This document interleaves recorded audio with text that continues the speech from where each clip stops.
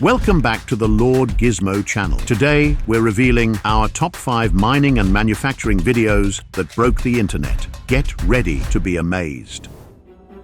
What's more fascinating than witnessing how sand applied with heat can turn into beautiful glass pieces?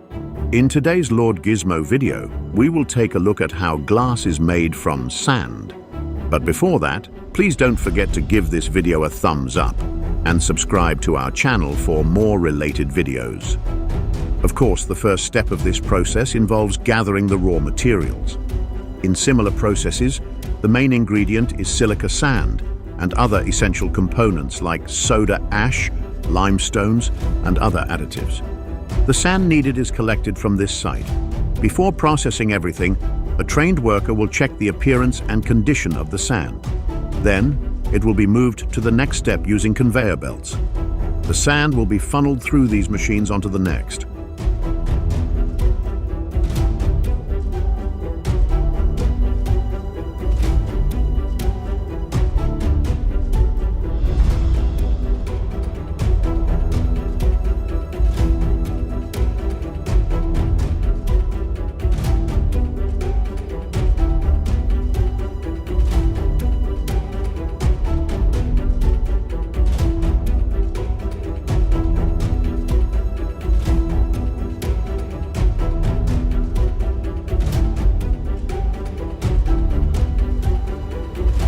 Although sand particles are relatively smaller, they are still prone to having impurities and unwanted debris.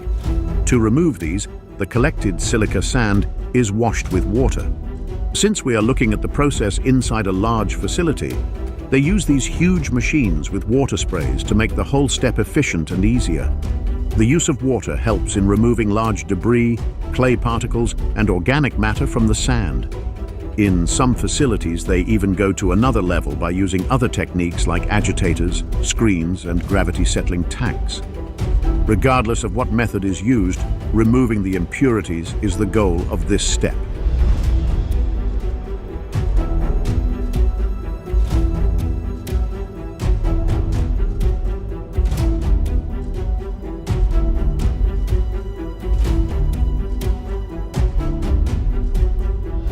For the most part of this process, machines and technology are already used.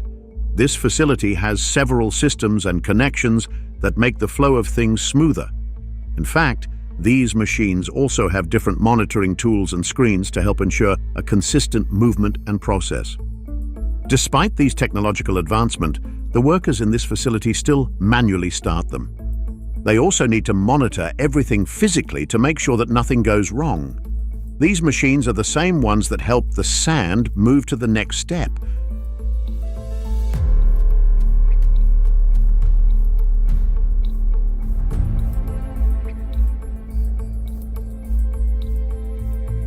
After a while, the sand will already be clean and prepared. However, since they used water, it will be moist or wet. This is not the proper or optimal state of the sand you would want. There's just so much water in the sand. To fix this, the processing facility allows the washed sand to go through a screw classifier. This is a special machine made for glass manufacturing, and it helps separate the sand from the water after the initial washing process. You can somehow see how it works just by looking at it, but let us explain to you its mechanism properly. First off, the sand slurry, or the sand mixed with water from the initial washing step, enters the machine. From the top part, which is the washing area of the sand, the slurry goes down to the bottom of the screw classifier. After that, this large rotating screw will move the slurry upwards along an inclined trough. During this whole upward movement, the water and lighter impurities are forced to flow over the edge of the trough due to gravity. Meanwhile, since the sand is heavier, it will be left in the screw and carried upwards. There will be a lot of water and sometimes even small impurities that will come out of this step. So, it is important that this machine is built with a mechanism that helps these water and impurities exit. The screw classifier is connected to different outlets responsible for waste management. For the most part, The machine does all the work in this process, but workers still need to monitor the whole thing to make sure that there are no blocks or mishaps. The concentrated sand particles reach the top of the trough and are discharged into a separate container.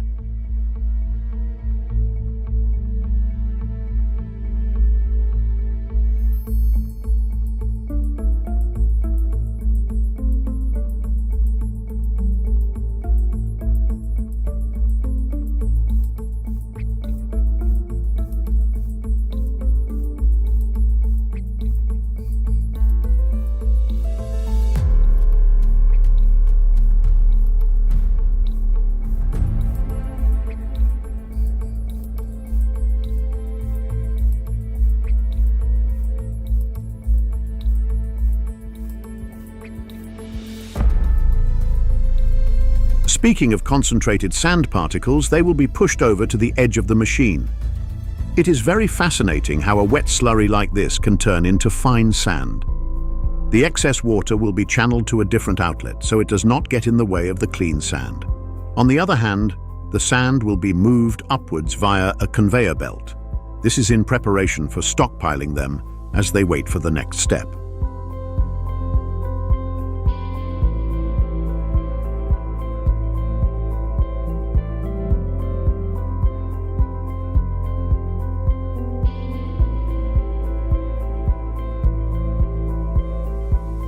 Although it may seem like there will be a lot of wastewater during this process, do not worry because everything is accounted for.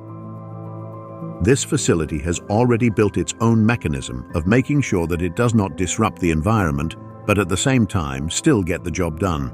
Of course, the process does not just stop there. As you can see, there is still a lot of water and some impurities left even after the initial washing. So, the sand will go through another wave of washing again. This is to ensure that only the sand and no other debris is mixed up, but this time the sand will be exposed to water after it has been through a screw classifier. Most of the facilities do this for a number of reasons. One of them is to remove all the debris, clay, and organic matter. If they are using heavily contaminated sand, it is necessary to wash it twice to remove all the unwanted debris completely. They might also do this to reach the desired purity level. There are different levels of glass sensitivity, and some of them require extremely pure and double-washed sand. While additional washes increase purity, they also add time and cost.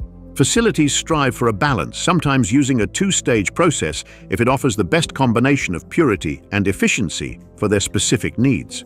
Through the help of these channels for water, the sand will be washed, and unwanted debris is removed without wasting too much sand.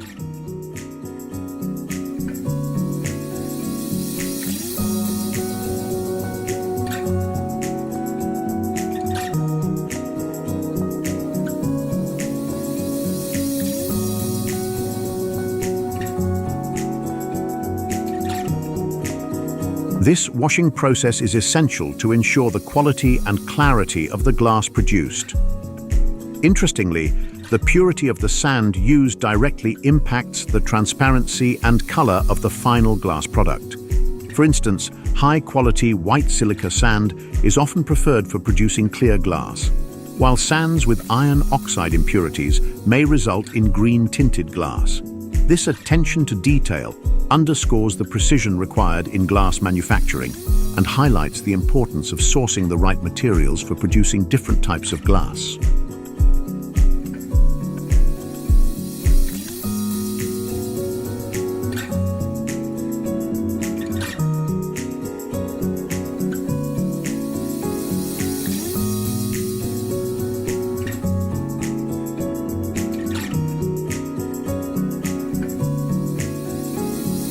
As you can see, even with the initial washing, there are still a lot of impurities and debris left.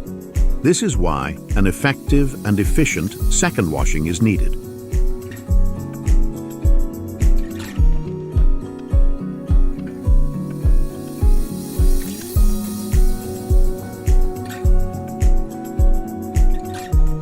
Just like what happened during the initial washing, the sand needs to be drained out of water. This will ensure that the facility only processes the sand in its optimum state. This is done through the help of another screw classifier. It basically does the same thing as the previous one. But in this step, the workers need to make sure that all water and unwanted debris are removed, since this will be in preparation with the glass manufacturing.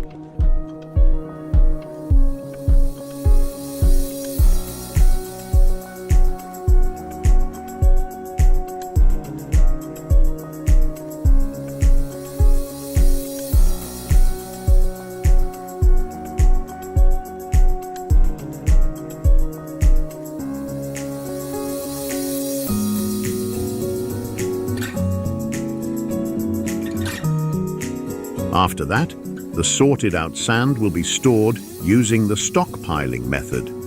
Then they will just lie and wait for the next step.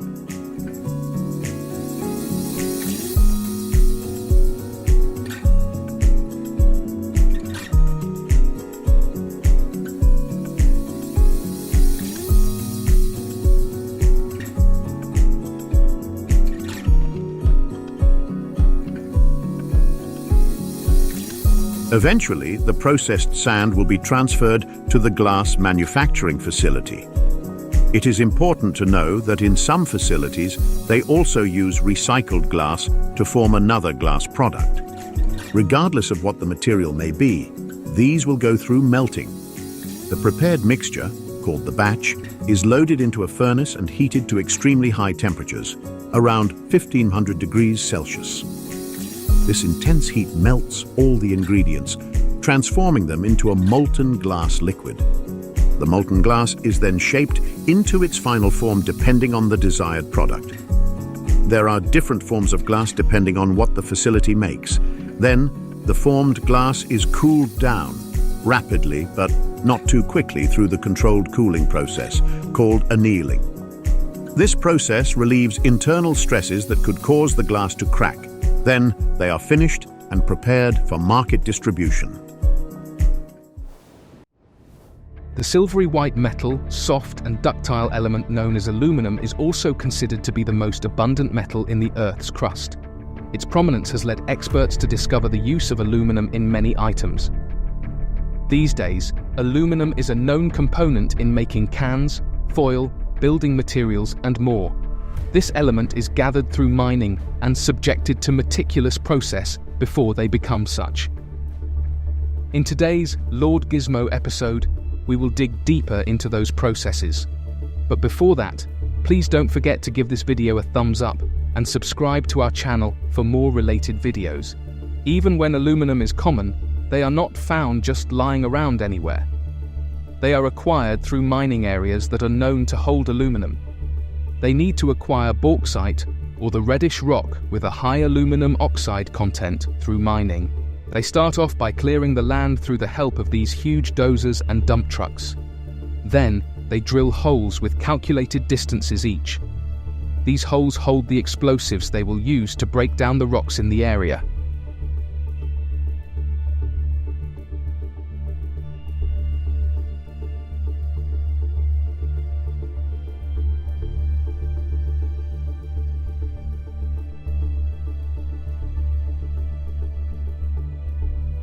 After the explosion, the debris and broken down rocks need to be gathered together. For an area as wide as this, workers use the help of excavators and dump trucks to speed up the process. Then, they move the materials through specific techniques like side casting. This technique helps them move the excavated material to the side of the trench or pit they are digging. First, the machine dumps the materials slowly to the cut that they have made. Then, they make the second cut, process materials further. The site can create up to 13 cuts for the stockpiling. They need to do this so they have a better way of storing materials when it isn't used and helps in managing dust.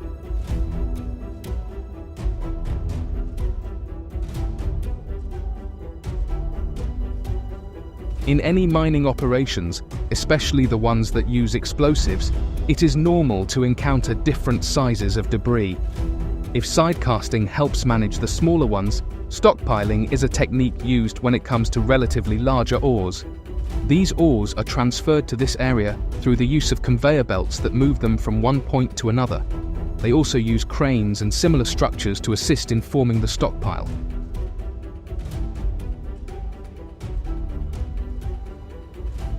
Once that is done, they will start loading some of these ores to a ship container.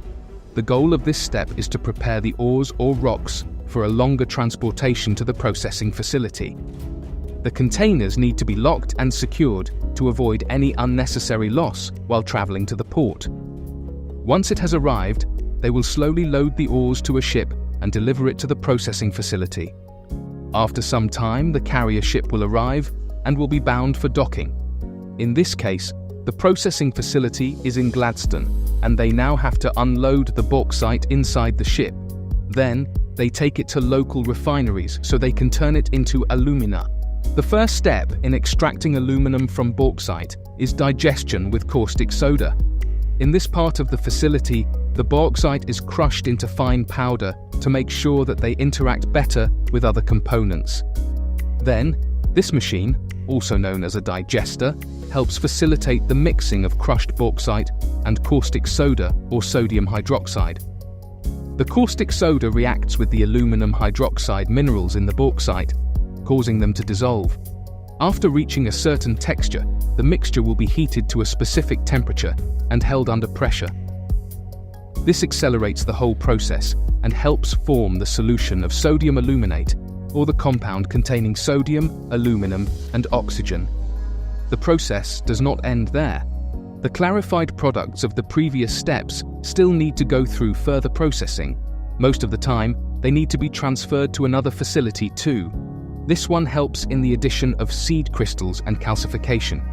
To convert the sodium aluminate solution to solid alumina or aluminum oxide, it needs to go through precipitation.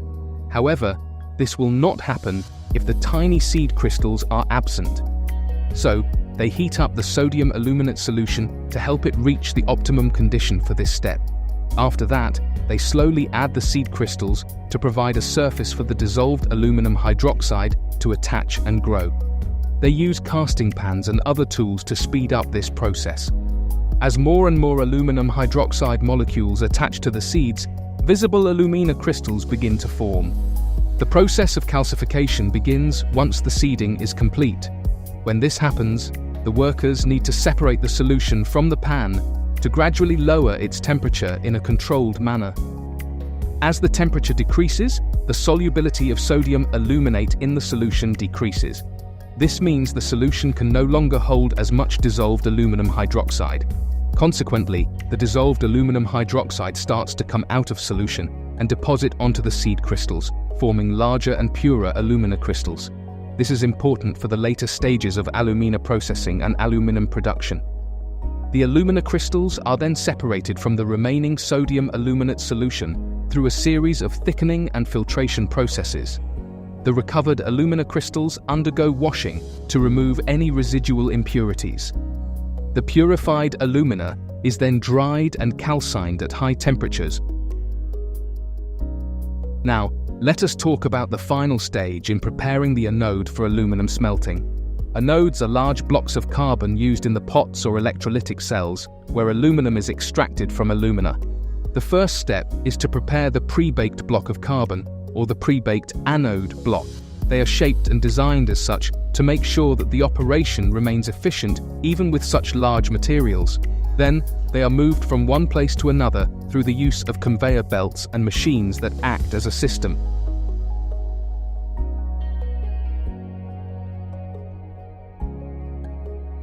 Aluminium boasts some truly unique and unexpected applications. One particularly quirky use is its incorporation into fireworks. Aluminium powder is added to fireworks compositions to produce bright, silver sparks when ignited, enhancing the visual spectacle of the display. Another surprising use is in the manufacturing of artificial snow for ski resorts. Snow machines often mix water with compressed air and tiny aluminium particles, which act as nucleating agents, facilitating the formation of snow crystals. This process allows ski slopes to maintain ideal snow conditions even when natural snowfall is scarce. Additionally, aluminium is utilized in the production of reflective surfaces for telescopes and satellite mirrors due to its high reflectivity and low weight. These unconventional uses demonstrate the versatility and ingenuity of aluminium across various industries.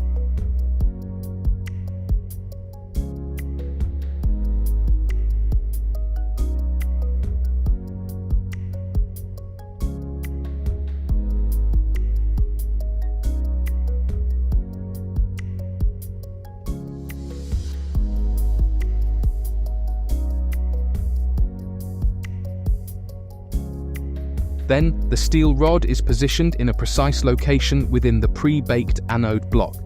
This ensures proper electrical connection and alignment during smelting. Molten cast iron is then poured into a mold surrounding the junction between the steel rod and the carbon block. This molten metal solidifies, creating a strong and conductive joint that securely connects the two components. Anode rodding is crucial for creating a robust and functional anode. The strong joint between the steel rod and the carbon block ensures efficient current transfer during aluminum smelting. Moving further, this is the process of ingot production. Million tons of molten aluminum is poured directly onto molds. This pouring process needs to be controlled to minimize turbulence and ensure proper filling of the mold cavity. Since they are dealing with hot material, these molds are made up of cast iron or steel to make sure that they shape the molten aluminum properly. Then, they are left to solidify. Transferring the aluminum ingot from one point to another is completely done by these mechanical arms and conveyor belts. Their quality, weight, and other properties need to be checked by workers too.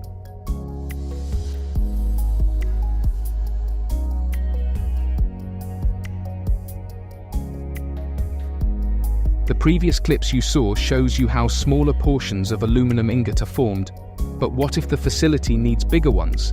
This is how they go about it. First of all, molten aluminum is gathered inside this machine. Then, they proceed to purification of the material where impurities are removed to ensure the highest quality metal for the final product. Since they are aiming to create massive ingots for rolling, they also need to make sure that the surface of the ingots are equal. Aside from putting them in secure molds, workers also manually remove air bubbles or any debris that might have gotten in the way.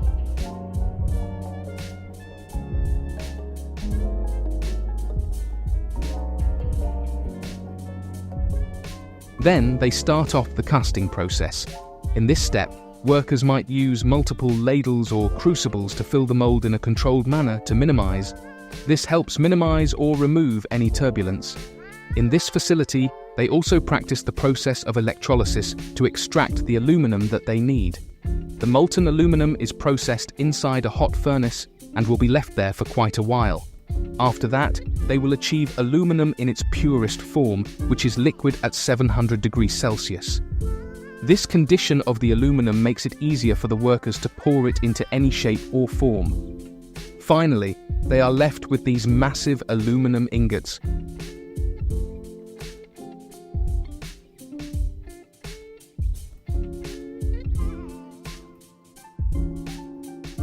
Weighing 30 tons or more, the ingots you are seeing will be further processed and shaped in the next clips. This will help the facility achieve the desired use of the aluminum depending on the industry they are working with. A way to do this is through the process of rolling. As a preparation for further processing, the ingots will be transferred by these cranes and mechanical arms in the preheating facility. The temperature should be 500 degrees Celsius to reach the optimum state. Putting them inside this structure makes sure that both the inside and outside of the ingot have equal temperatures. The intense heat will make the aluminum ingot more malleable and easier to deform under pressure, hence making the rolling process easier too. Right after that, the ingots will be scalped. This is the process where the top and bottom parts will be shaved to get rid of any surface imperfections and impurities. Now, they have a mirror-like surface. Once again, the ingots will be preheated to prepare it for the rolling. After that, they will be forwarded to a reversing mill equipped with powerful rollers that squeeze and compress the metal as it passes through them. It is capable of reducing the thickness of the 44,000-pound ingot because it is powered by two 7,000 horsepower motors. This process will keep on going even after the flying shear cuts the head and tail off the aluminum slab. Even when the ingots are relatively thinner, the process does not stop there. They still need to go through cold rolling. The rolled out ingots will be cooled off to 200 to 300 degrees Fahrenheit. Then, they will be fed inside the two cold mills of the facility. This will help the aluminum reach its final thickness. If that is done, the aluminum will be coiled for the first time. At this point, it usually just goes for about 1 mile long. There's still so much to do in between these processes. However, after all that, what was once an ingot that measured 30 feet long and 21 inches thick is now a coil that can stretch up to 10 miles. Then, they start forwarding the aluminum to the fabrication department. This is where they prepare the aluminum coils for a wider distribution. To ensure quality control and a proper handling of products, each of the coils are labeled with unique codes. The final rolled aluminum product, whether a sheet or a coil, is then inspected, trimmed, and wound onto spools for further processing, packaging, and shipment. Rolling efficiently transforms bulky ingots into various flat aluminum products with desired thicknesses and widths. Now let us take a look at how aluminum rods are produced. A technique for making aluminum rods with a bigger diameter is rolling with drawing. The procedure is as follows. The aluminum ingot is heated to a thick plate, then it is sliced into strips the required width. The strips are then cold rolled to increase surface polish and reduce thickness, before being drawn through increasingly smaller dies. Through this process, the strips become longer and have a smaller cross-sectional area, resulting in a rod with the final diameter that is needed. Once the whole process is done, the aluminum rolls will be placed on stacks for storage. This will prepare them for market distribution or the transfer to other facilities.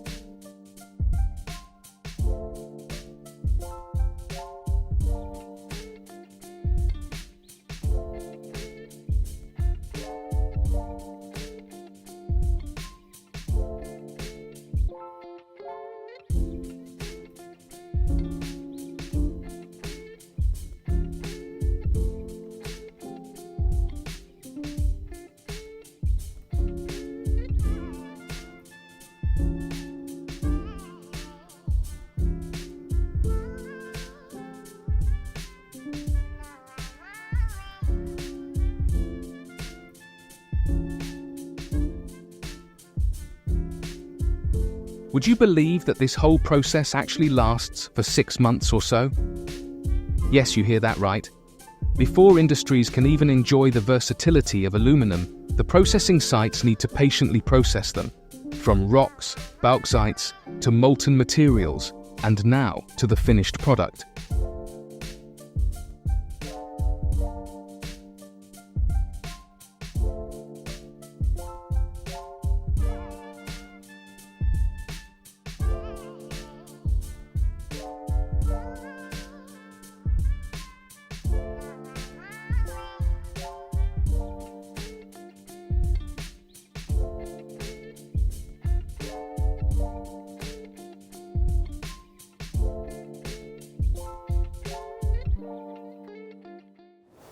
With the rise in global atmospheric temperatures, the ice-covered polar region is melting day after day. It is a matter of life and death for many island nations and underdeveloped countries. On the other hand, the countries with military might perceive it as an opportunity to capture and extract 13% of the world's crude oil hidden beneath the Arctic Ocean.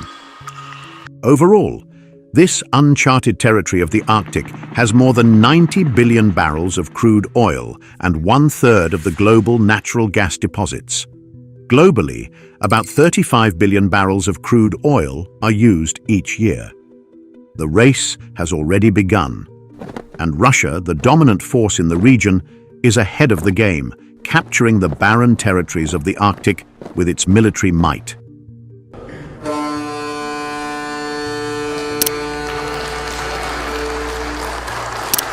President Vladimir Putin has launched a major Arctic project, Arctic LNG 2, to tap the region's vast treasure of liquefied natural gas, LNG.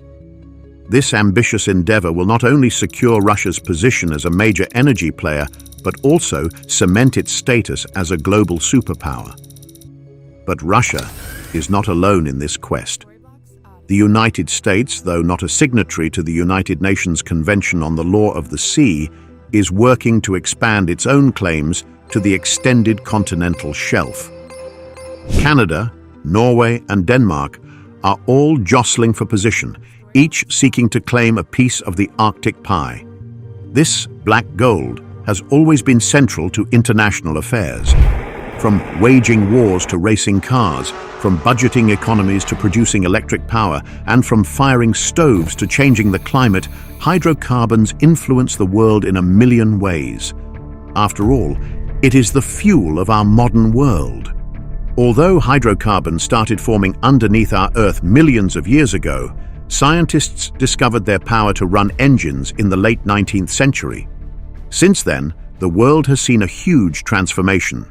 The crude oil made it possible to use large machines, process a lot of products in factories, and travel through the skies. Today, the United States is the world's largest oil producer. According to the EIA, the country produced 12.9 million barrels per day in 2023.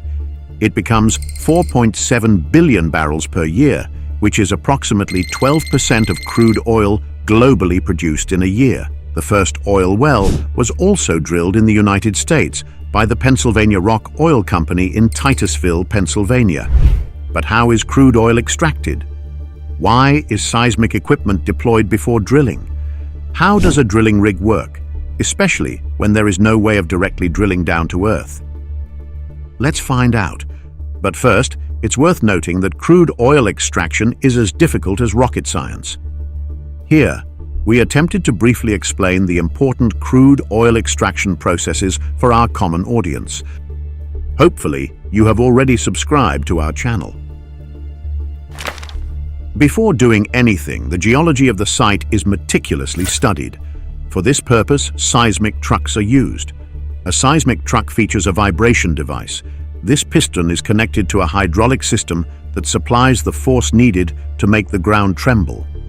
The vibrations are controlled by an electrohydraulic servo valve, which ensures that the force is precisely regulated to achieve the desired effect. It generates vibrations that send shock waves through the ground. Several seismic trucks are deployed, which thoroughly analyze the oil reserve area. The vibrations are typically in the range of 20 to 150 Hz, which is a frequency that is easily felt by humans but not loud enough to cause harm. The truck can generate forces of up to 90,000 pounds per square inch, which is equivalent to the weight of several elephants. The vibrations are designed to penetrate deep into the Earth, allowing scientists to study the subsurface structure and composition. This information is crucial for a variety of applications, including oil and gas exploration, mining, and even underground carbon storage. As the truck moves along, it leaves behind a trail of vibrations that can be detected by specialized equipment. These vibrations are like a map, revealing the secrets of the subsurface and helping scientists better understand the Earth's hidden structures. Seismic vessels are used for geoanalysis of the oil reserves in the sea. Like seismic trucks, these are equipped with cutting-edge technologies, including seismic sources, receivers, and recording systems. Best practices also include the safety of marine life before seismic operations. Safety precautions are taken to ensure no damage. Moreover, they intensify waves gradually so sound-sensitive marine animals can leave the area. The vessel generally has a compressed air gun. It fires compressed air at regular intervals. The compressed air, in the form of waves, hits the seafloor and creates a sound that penetrates deep into the subsurface rock at the bottom of the ocean. As a reaction, sound waves bounce back to the vessel. These returning waves are detected, analyzed, and recorded. With analysis of the seismic data, scientists can gain valuable insights into the formation of rocks, oceanic trenches, and other geological features that shape our planet. Generally, a 3D map is generated from the received data. It helps them find the most efficient and safest drilling location. Once a promising site is identified, the next step is drilling.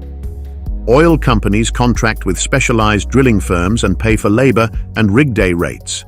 Drilling depths, rock hardness, weather conditions, and distance from the site all impact the drilling duration. The drilling process involves creating a wellbore. A wellbore is a hole drilled into the earth to access the oil reservoir. The drilling site is chosen based on geological surveys and seismic data to identify potential oil reservoirs. After that, the land is leveled and cleared of debris to ensure a stable surface for the drilling rig. Now, it is time to set up a drilling rig. Firstly, the platform's floor is installed precisely at the point from where the drilling bit will bore the hole. Then, a power and pump station are installed side by side of the main platform. Next, the tower is assembled and erected. This tower functions as a hoisting system. It hoists the drilling bit and its components. Lastly, a drilling bit is set up to drill holes in the earth. A turntable on the floor rotates the drilling bit. Generally, this part keeps rotating the drill bit at 45 to 50 rotations per minute. A special-sided pipe made of steel engages with the turntable to rotate the drilling bit connected via several pipes. Moreover, an additional weight is placed over the rotating pipe so the bit can bore effectively. These pipes are known as drilling strings. As the bit penetrates deeper into the ground, more pipes are attached to extend its reach. It is a pretty laborious task. For this reason, some companies have designed automated rig systems capable of extending the drilling string on their own. With drilling, special fluids are injected to circulate through the drill string. A mud engineer monitors and controls the concentration of the mud. This fluid circulation not only removes the cutting or remnants of bored material, but it also cools down the drilling equipment. More casings follow the bit as it drills, strengthening the borehole. At different stages, cement is introduced through the casings to cover gaps between the pipe and the surrounding rock, ensuring its permanence, safety, and security. Drilling straight down to the well is comparatively easy, but most oil reservoirs beneath the earth are in the form of unconnected oil pockets. These are called shales. To extract oil from shales, horizontal drilling is done. At depth, the well is turned horizontally and extended thousands of feet to the reservoir. The drilling bit approaches one shale after another, then blasts are charged to puncture the reservoir. Next, water, sand, and a small percentage of additives are injected into the punched holes at very high pressure. This results in tiny microfractures throughout the rock. Sand is displaced in these small fractures and helps hold them open so oil, gas, and water can flow from the impermeable rock. In 2012, the US had 45,000 horizontal wells operational. Offshore drilling is not so much different than onshore drilling, but it poses its own unique challenges.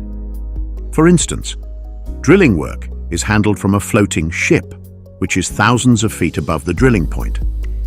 If the bit does not go according to expectation, it is taken out of the well on the ship, and the drilling process starts again from the beginning. Right now we were at 20,000 feet, so we had to pull all the way back out from 20,000 feet, and then we got to go all the way back down. For instance, here we have the Transocean Poseidon, a 781-foot-long drilling ship that can dig 40,000 feet deep. A drilling bit consists of several diamonds capable of cutting the hardest rock formation. Imagine tons of steel pipes on it that can stretch up to 5 miles from the ship to just above the cutting point. In other words, a drilling bit along with a drilling assembly has to sustain the weight of approximately 80 loaded trucks. Moreover, the temperature at the tip of each bit rises to 1500 Fahrenheit while cutting the rock formations. Luckily, this drilling boat has 2 derricks. One prepares the pipe, and the other continues the drilling process. In total, this boat will drill 8 wells 30,000 feet deep in the seabed. After that, they will be interconnected via a network of pipes, and lastly, an oil rig will be towed to connect with the oil well and extract crude oil from the treasure underneath the seabed. An oil rig is a floating platform that serves as a base and pumps out crude oil from the wells. Here is the Vito, the latest oil rig that belongs to the well-known oil and gas company Shell. It has 4 pontoon legs that stand 90 feet deep in the water. They keep the oil rig floating on the surface of the sea. However, a floating rig can't stay in its place, therefore it is anchored using mooring lines. Vito is not floating straight above the well. Instead, it is horizontally 1.5 miles away from where the flow lines are coming to the rig. This distance prevents the pipes from bending in case the floating platform moves forward and backward. Connecting the pipe with the seabed well network and the floating rig is a complicated process. It involves meticulous handling with 0 chance of error.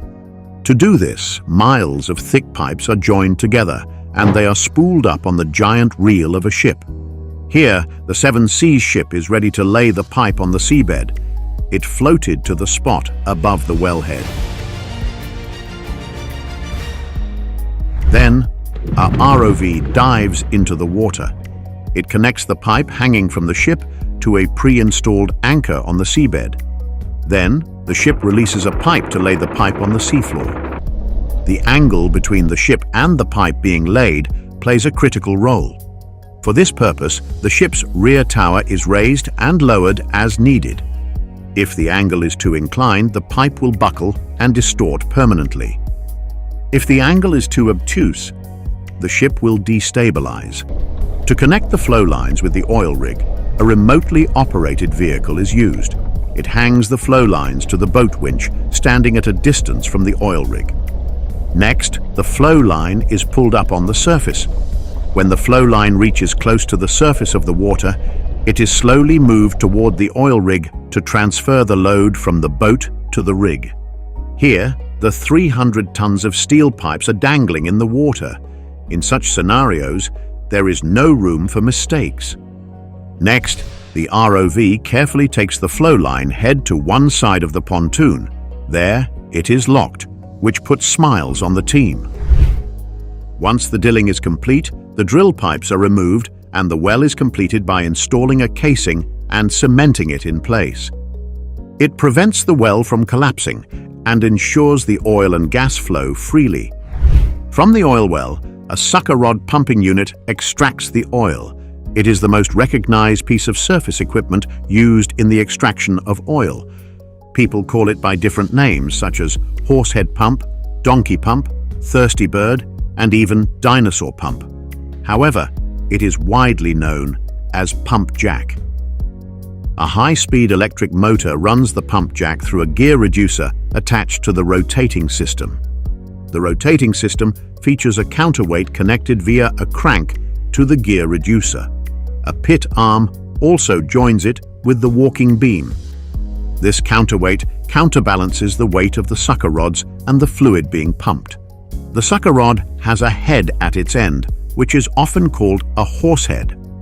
The horsehead moves up and down, pumping crude oil via a rod string. The upper part of the rod string, which can be seen from the surface, is called the polished rod.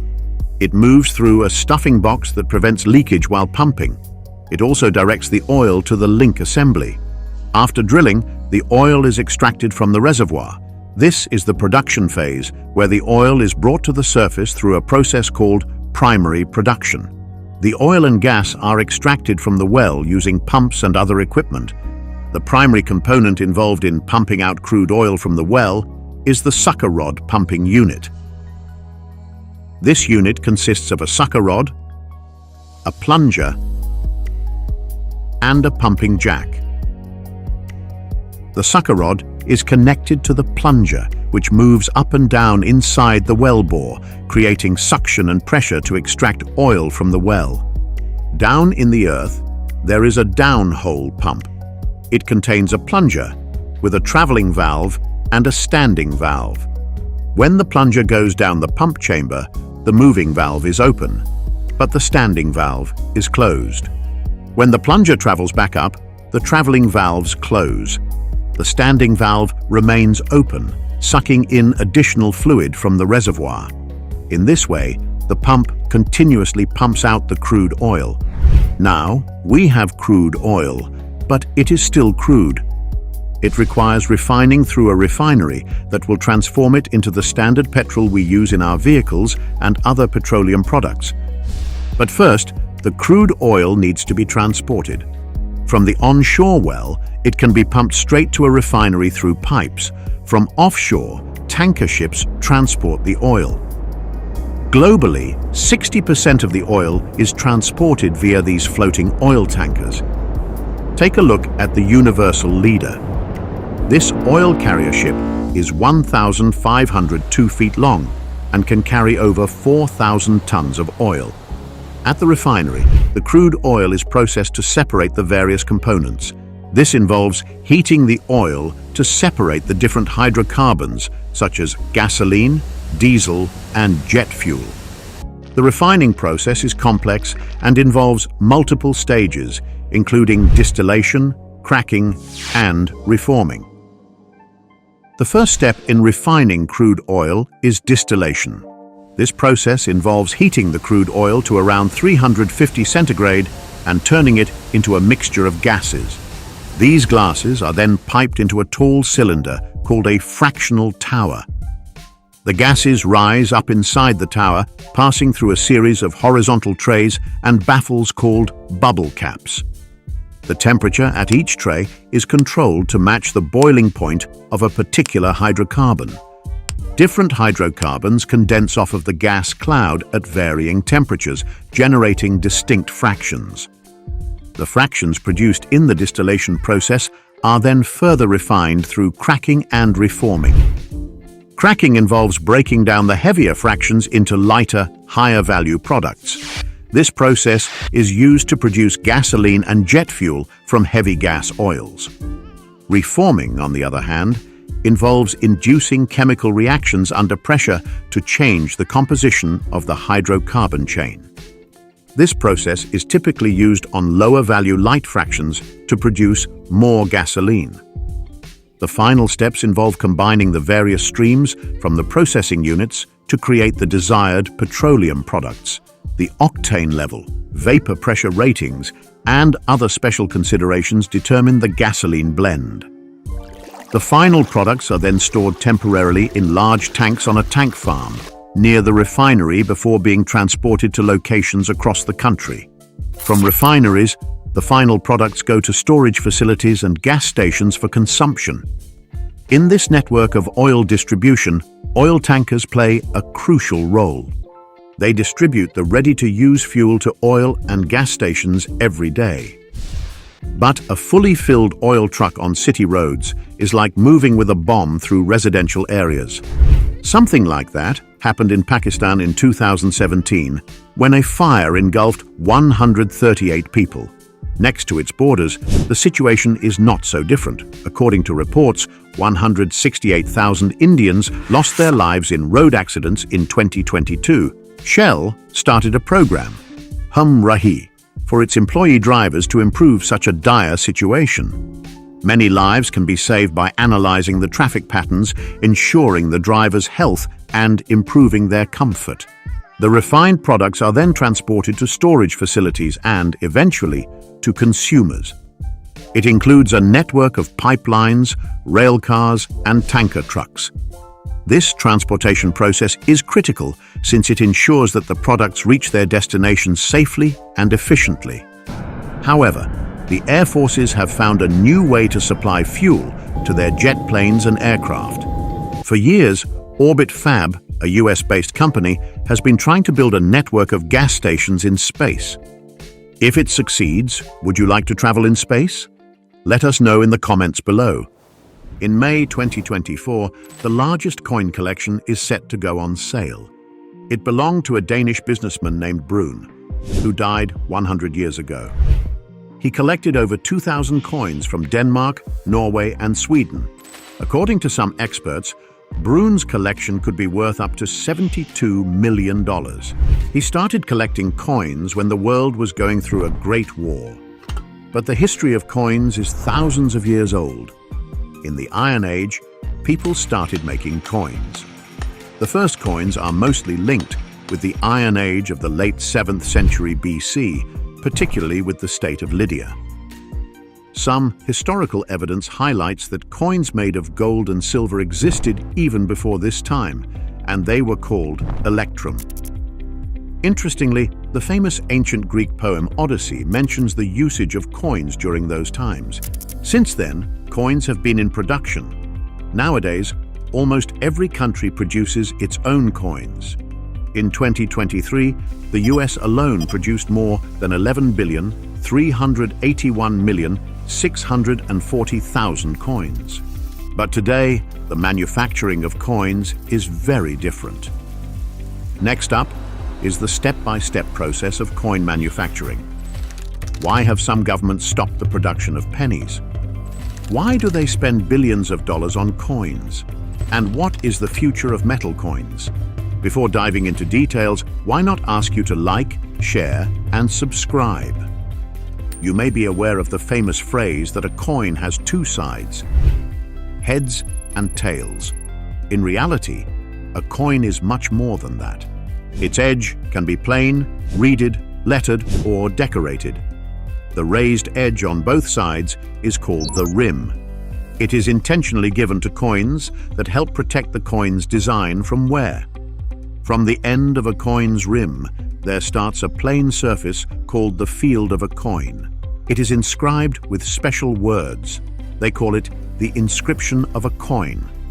These letters often include a national motto. Other than these, the inscription letters, a small letter, or sometimes a symbol, is inscribed on the plane of a coin, which is the mint mark. It describes where the coin has been manufactured. For instance, there are 4 mints in the United States that produce these coins. The P letter on an American coin means that the coin is from Philadelphia, whereas the coin with D means it is from Denver. Likewise, the letter S indicates the San Francisco Mint, and W describes the coin manufactured in West Point. Lastly, the main symbol in the center is known as the relief. It can be a picture of a famous leader, a cultural symbol, a historical building, or a religious place, depending on which part of the earth the coin has been manufactured. There can be more than one type of coin. For example, 3 different types of coins are produced in the US. This includes circulating coins, which you may have in your pocket. It circulates among people as they do their daily business of buying and selling. The mint also makes uncirculated coins for saving and collecting. These are called uncirculated coins.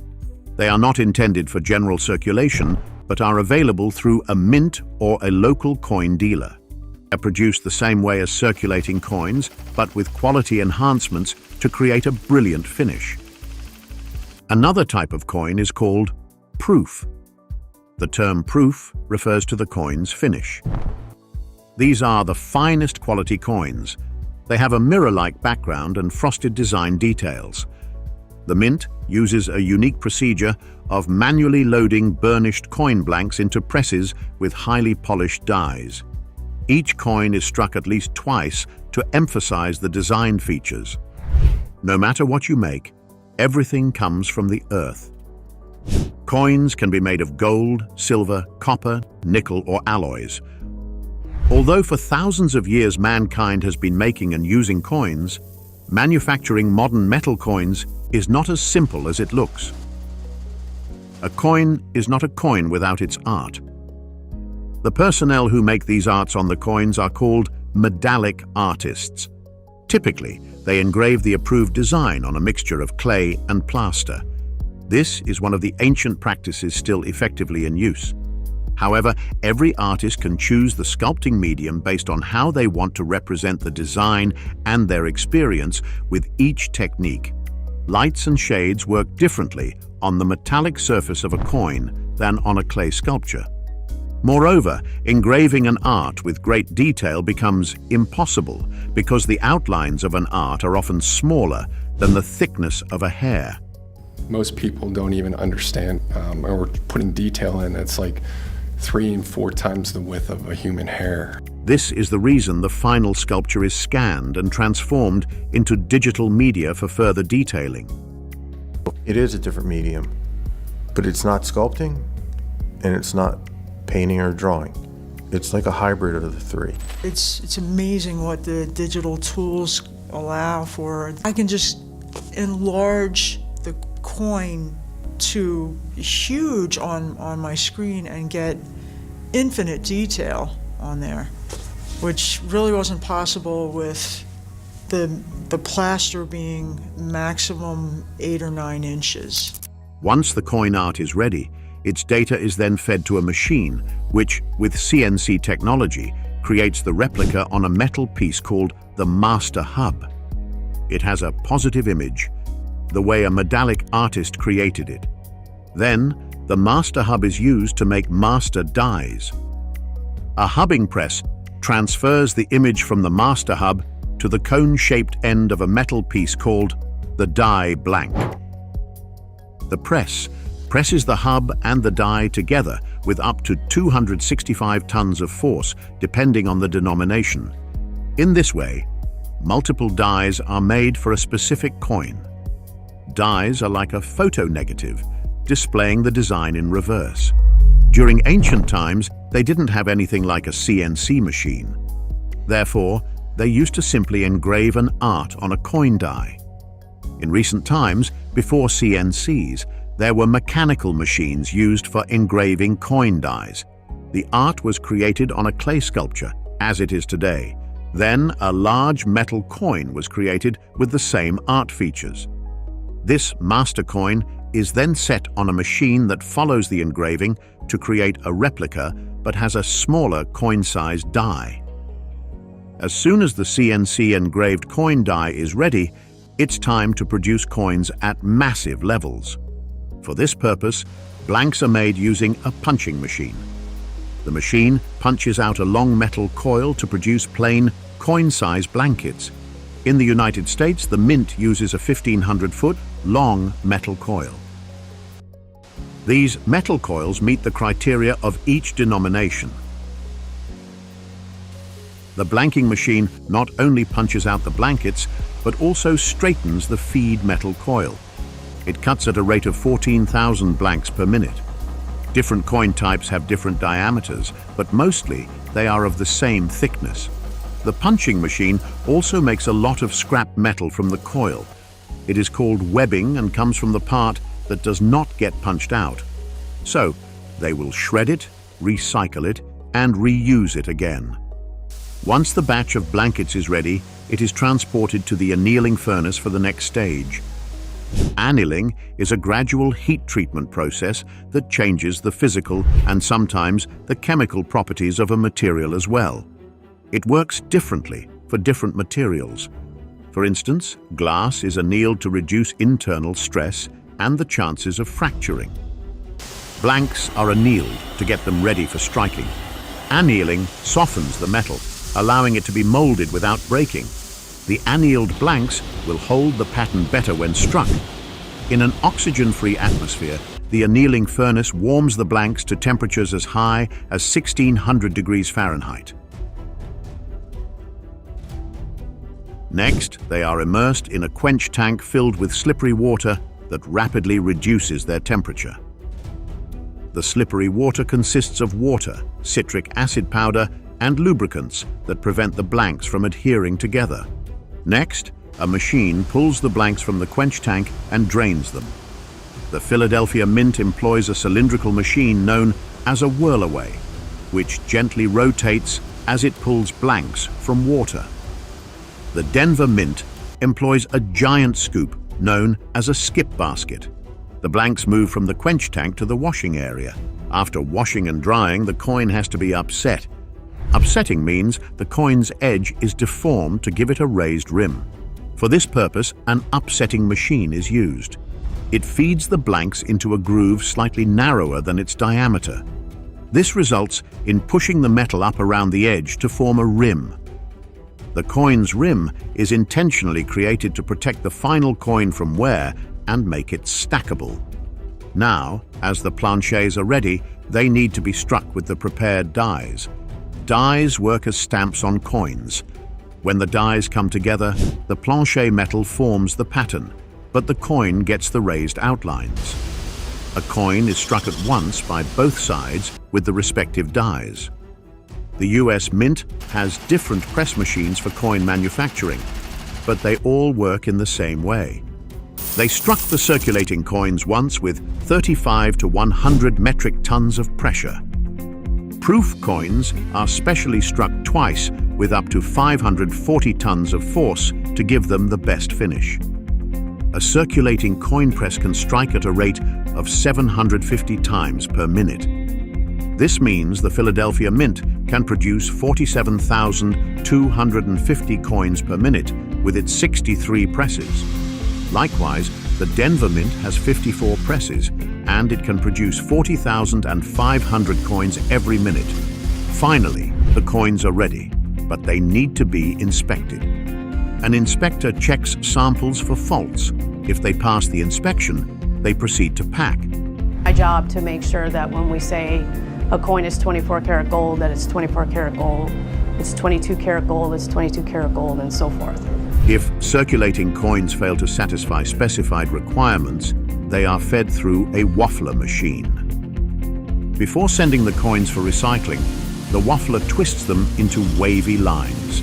Chemists inspect gold and silver coins in labs. They measure the composition of the alloy to find out whether it is in the right amount or not. They also investigate the hardness and dimension of these valuable coins. For this purpose, a part of the coin is cut, which enables the chemist to analyze its microstructure. A counting machine processes the circulating coins before they are put into bulk storage bags. On the other hand, the bullion and proofs are meticulously dealt with by packaging robots. At the San Francisco Mint, they have several such robot lines, each having 13 robots in total. The robot at the insert station picks off one insert at a time. It then holds the insert in front of a camera. The camera detects any disorientation and changes color. The next robots pick up the coins from one belt and place them on another belt. There are a total of 6 pick-and-place robots in this packaging line. They correctly orient the coins and place that coin into the insert. After that, a flipper station flips the inserts into a plastic lens. Then, another robot placed the top lens on top of the coins. Lastly, a sealing machine seals the packaging. In total, a trolley contains 600 sealed coins. The US Mint can produce more than 28 billion coins in a year, but manufacturing coins is not a cheap business. It requires money to manufacture money coins. In fact, last year, the US federal government spent $3.4 billion to support the production of 14.5 billion circulating coins, as well as the production of bullion and other numismatic products. However, the US Mint was able to ship 11.38 billion coins to the Federal Reserve banks. Interestingly, a debate started in Congress about the cost of a penny. According to a report by The Economist, the American government has been paying more than a penny for the production of a cent since 2006. This was due to the rise in the cost of zinc. Ultimately, the US decided to stop the production of pennies. Before the United States, Canada also stopped minting 1-cent coins for the same reason. The cost of any metal is directly linked to the mining of its ore. It always starts with a costly blast. Then, several heavy-duty machines extract the material and transport it to the core. On average, 220 mining trucks consume 134 liters of diesel every hour. Metal ores are refined and purified through a number of processes before they are transformed into coils for coin manufacturing. From mining to manufacturing coins, each and every process costs something. On the other hand, there exist digital coins such as Bitcoin, Litecoin, Ethereum, and various other cryptocurrencies. Unlike physical coins, no material is required to make digital money, and they are relatively less costly to produce. They don't even transmit deadly and epidemic diseases, and, most importantly, it is more risky to carry money than to transfer it digitally. These facts give rise to the question of why governments still manufacture traditional and costly coins and notes. Why don't they digitalize the entire money system? And what is the future of physical currencies? One reason why the government still invests in manufacturing coins is for profit. Unlike some cases, making money by manufacturing is a profitable business. Imagine a piece of metal that you can buy from any metal shop. It will cost you its worth by weight, which includes the price of its mining and refining. But the government sells those metal pieces at a higher price by just imprinting them. It is known as seigniorage, which is the difference between the face value and cost of producing circulating coinage. Seigniorage brings revenue to the government and coins to the market. In 2023, the US government earned $249 million by selling the new circulating coins. The Mint also earns revenue from gold and silver bullion coins and other numismatic products. In total, the US Mint earned a revenue of $4.68 billion in 2023. Over the years, the use of physical money has declined. People don't like to carry chunky coins with themselves. Credit cards and digital payments make it easy to transact payments. A report by the Reserve Bank of Australia revealed that a sustained decline in ATM and point-of-sale debit card cash withdrawals has been noticed in Australia. Another survey indicates that 69% of payments in cash are only worth less than $20. Australia is not alone. These changes have been noticed all over the world. On top of that, crypto coins are posing new challenges for traditional money. Sooner or later, environmentalists will raise questions about the environmental impact of manufacturing coins. These changes are pushing governments to issue their own central bank digital currencies or CBCDs. But CBCDs are not a complete solution. Still, 2.6 billion people on Earth don't have access to the internet. How they will pay and buy is a worrisome question. Moreover, the government-backed digital currency can falter and cause panic in millions. Also, CBCDs will breach privacy by knowing what you bought, where, and at what cost. It is unlikely that governments around the world will stop the production of coins very soon. But with time, and with improvements in digital currencies, it is likely that having coins will be reduced to only a hobby. Rockets are the gateway to space for mankind. This breakthrough invention reached its perfection after 2 millennia of knowledge. Now, they can safely transport personnel, passengers, or payloads to space and land them back on Earth for reuse. But despite all these features, many still prefer the 20-year-old rocket technology, built by the Japanese company Mitsubishi. The rocket is known as H-2A, and it has been soaring through the skies for over 2 decades, successfully launching payloads into orbit and solidifying its place as a reliable and versatile launch system. Out of 39 consecutive missions, it never failed once. This was the rocket that carried UAE's first satellite, the Hope, to the orbit of Mars. In 2024, 2 H-2A rockets will be launched from Earth to transport 2 satellites in space. Each time, the rocket will cost more than $90 million and live only a working life of 30 minutes. But to build it from scratch takes more than a year.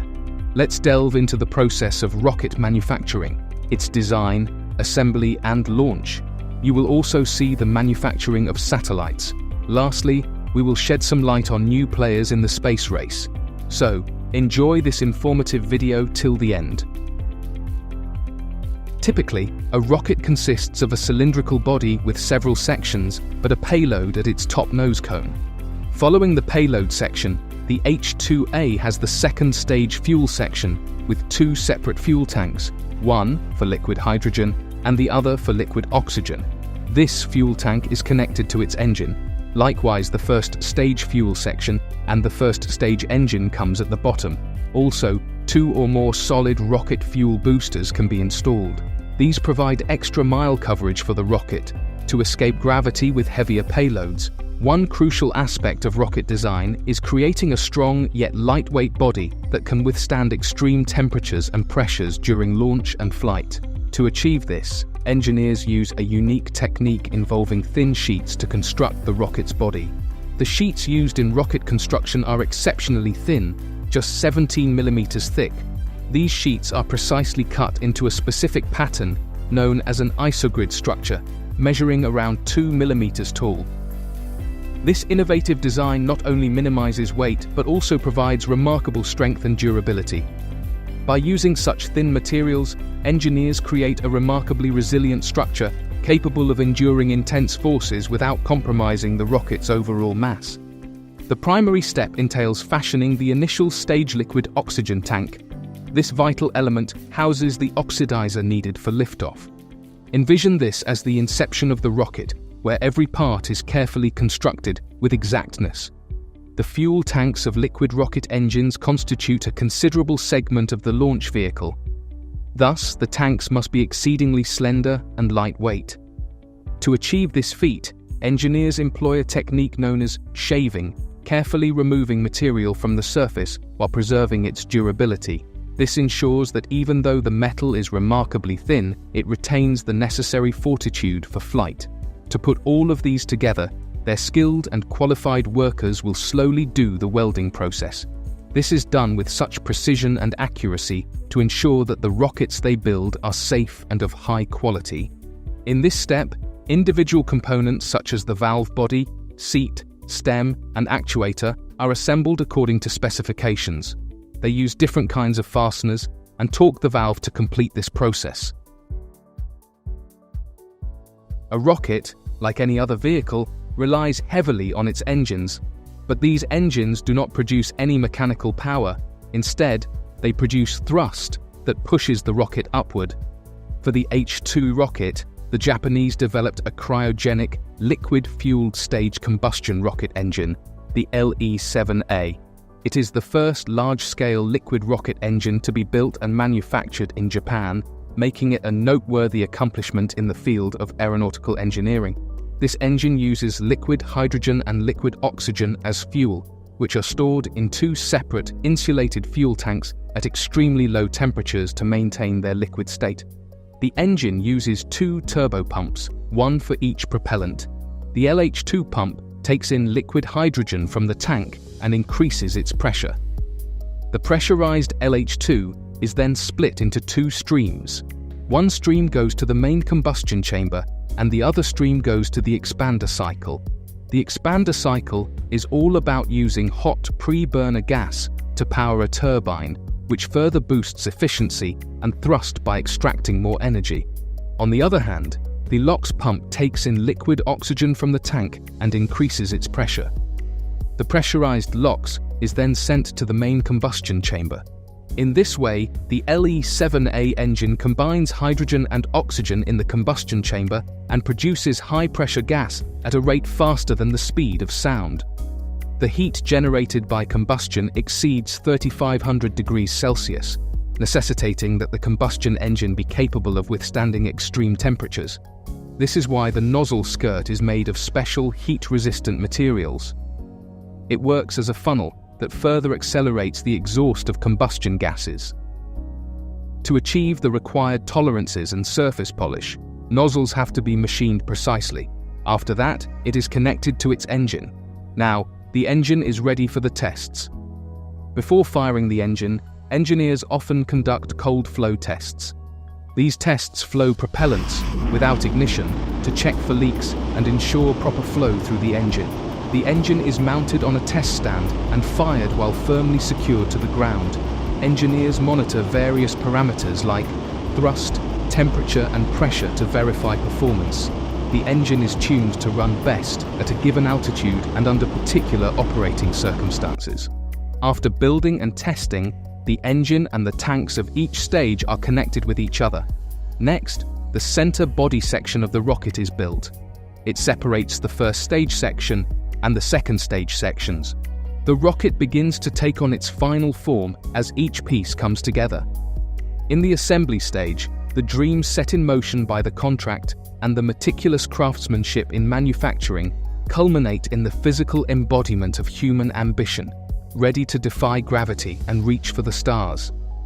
Likewise, the marvels orbiting our planet, the eyes in the sky that guide our communication, navigation, and scientific understanding, are crafted in pristine environments called clean rooms.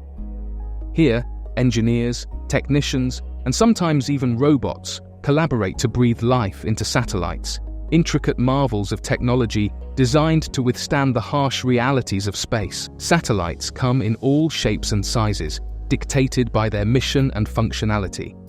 Imagine a giant rectangular box beaming down internet connectivity. That's a communications satellite. Picture a cylindrical observatory peering into the depths of the cosmos. That's a space telescope. Each unique form dictates the layout of the clean room, with specialized tools and workstations arranged for optimal assembly. The miniaturization revolution has seen the rise of small satellites, also known as small sats. These nimble spacecraft, often no bigger than a shoebox, offer quicker development times and lower costs, making space exploration more accessible than ever. Building these pince-Z marvels requires delicate handling and specialist techniques, but the rewards are vast, from environmental monitoring to internet access in remote areas. A crucial element for many satellites is the solar panel. These panels unfurl like wings once in orbit, bathing the spacecraft in sunlight and converting it into electricity. Their deployment is a critical step, meticulously planned and tested to ensure they catch the sun's rays at optimal angles. The intricate mechanisms involved require precise engineering and careful handling in the clean room. Not all satellites rely solely on the sun's energy. Some deep space explorers, or those maneuvering in orbit, require propulsion systems. These can range from chemical rockets to ion thrusters, each with its own complexities. Integrating these systems within the satellite demands expertise and careful consideration of weight distribution and fuel efficiency. Before venturing into the unforgiving void, a satellite must undergo rigorous testing. From withstanding the bone-chilling vacuum of space in thermal chambers to enduring the bone-shaking vibrations of launch, these tests ensure the satellite can survive the journey and function flawlessly. Only after passing these grueling trials can the spacecraft be deemed ready to join the ranks of those orbiting our planet.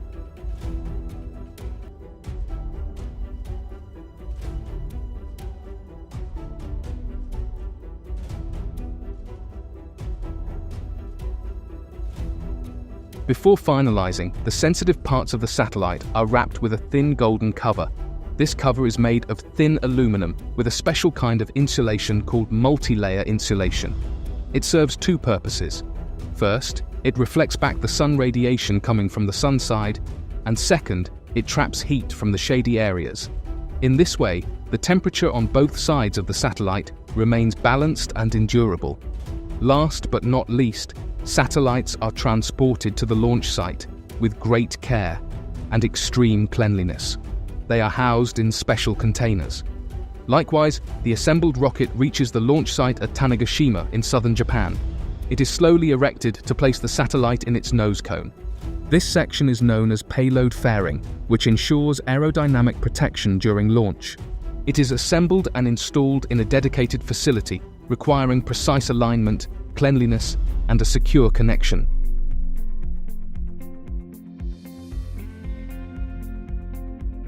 The rocket then embarks on its final terrestrial journey, transporting it to the launch pad. This operation requires specialized vehicles and careful planning to ensure the safe and sound delivery of the precious cargo. Specially designed transporters, often crawler transporters, cradle the rocket horizontally, distributing its weight evenly and minimizing stress. The journey proceeds at a snail's pace to prevent vibrations or jolts that could damage the vehicle. Skilled operators carefully navigate the transporter, avoiding uneven terrain or obstacles that could compromise its integrity. Reaching the launch pad marks the culmination of this meticulous journey.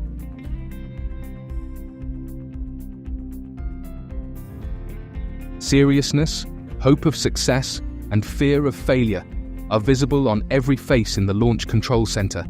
Everyone is waiting for a confirmation from the ground launch sequence engineer. 発令7、6、5、メインエンジン着火3、2、リフトオフ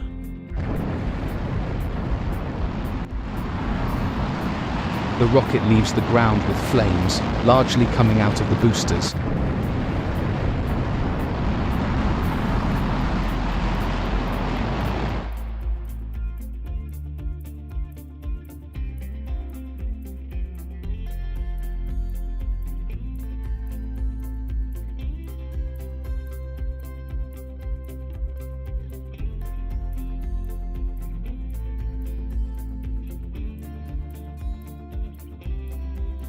These solid rocket boosters last approximately 2 minutes with the rocket. When their fuel runs out, they separate, leaving the rocket in the sky with its first stage engine.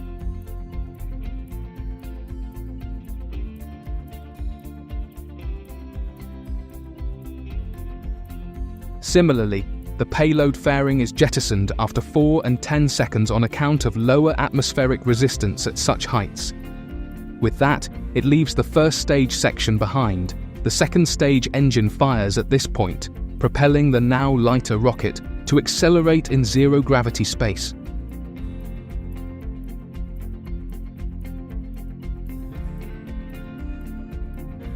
Ready to fulfill its mission, the rocket reaches the designated orbit and releases the satellite. The speed required to place a satellite into orbit is about 8 kilometers per second. In space, due to air friction and the thrust of the engine, the rocket easily achieves this speed. At this speed, the rocket could cover the 3-hour journey of a bullet train in just 1 minute. Once the satellite is separated, the rocket's mission is completed. A rocket, taking over a year and a half to manufacture, finishes its short but crucial lifetime just 30 minutes after liftoff. Even if the classic space race of the Cold War is finished, space exploration is witnessing a greater number of participants than ever before. India made a major breakthrough with Chandrayaan-3. In 2023, the Indian Space Research Organisation, ISRO, successfully sent its spacecraft into lunar orbit, which swiftly touched the moon's soil. After this, India became the 4th nation to successfully land a spacecraft on the moon. They used the LVM-3 rocket to move the Chandrayaan-3 to the moon, which is a 3-stage medium lift launch vehicle developed by the Indian Space Research Organisation, ISRO. Another accomplishment that India has made in the space sector is the Mars Orbiter mission. ISRO managed to reach the orbit of Mars in its first try, making India the first Asian nation to do so in a meridian try. In the US, Elon Musk began a new endeavor in the space industry by developing relaunchable rockets. His company, SpaceX, now provides reusable rockets that fly across the atmosphere to deliver the payload and safely return to land. Reusing these rockets reduces a significant amount of cost. For instance, to build a new rocket such as the H-2A, it takes more than $90 million, while the Falcon 9 from SpaceX costs $67 million per launch. This reduction in cost attracted more companies to use rockets for commercial purposes. One of these companies is Blue Origin, which is owned by another world's richest person, Jeff Bezos. Unlike SpaceX, they offer suborbital space tourism flights with their New Shepard vehicle. The New Shepard takes off from the Earth with 6 or more passengers in its capsule. The rocket takes the capsule into suborbital space and returns it to its base. The released capsule reaches the Earth due to gravity and parachutes. According to some reports, this company charged $1.25 million per seat in their early launches. In 2022, Blue Origin faced an incident during a launch in which passengers remained safe due to the emergency release of the capsule, but the rocket became engulfed in fire. This accident halted Blue Origin from offering its space tourism services, which a rival company saw as an opportunity. Virgin Galactic, another space company founded by another billionaire, Richard Branson, offers the same suborbital space tourism but in a different way. Their VSS Unity spacecraft is not launched from a launch pad with typical rockets. Instead, it is taken into the air by a special airplane to an altitude of 82 to 89 kilometers. From there, the VSS Unity, which is the main ship with a rocket engine, releases. It then flies to suborbital space. Interestingly, this spaceship has wings that enable it to land on Earth like a typical aircraft. It is also noteworthy that Virgin Galactic charges $450,000 each. For the future, many national space organizations and private space companies are in constant strife to reach Mars and expand human life there. Recently, SpaceX tested its third flight of the Starship. It is a fully reusable transportation system capable of carrying both crew and cargo to Earth orbit, helping humanity return to the Moon and ultimately traveling to Mars and beyond. With that, we end this video. If you have any questions, feel free to ask them in the comments section. Like and subscribe. We will see you next time.